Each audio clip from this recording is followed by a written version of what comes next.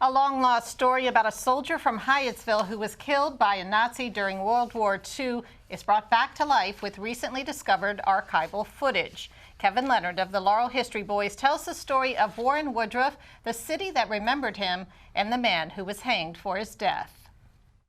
He was the pilot of a bomber that made an emergency landing in Czechoslovakia in 1945. Lieutenant Warren Woodruff of Hyattsville and 4 other crew members were picked up by a police official and a 45-year-old Austrian Nazi named Franz Strasser. They loaded the crew into a truck, ostensibly to take them to a POW camp.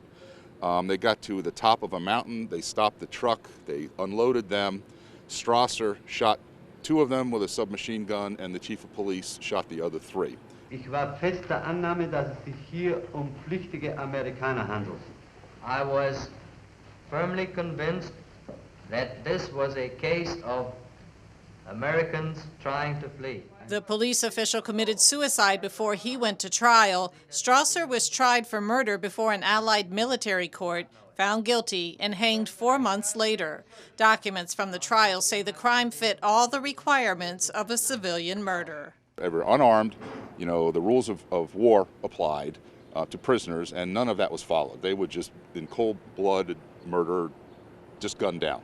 People in Hyattsville were shocked at the time in 1945 when the soldier was murdered. Up and down the street, whether it was in the barber shop, in his old high school, and even at the church.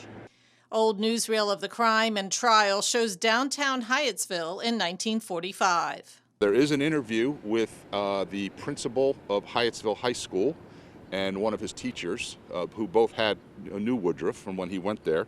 There's also an interview with his friend John Moran in an Hyattsville barbershop, and he's talking about his friend Woodruff. And I just found the whole thing fascinating, especially from 1945. And Kevin Leonard found the video at the National Archives.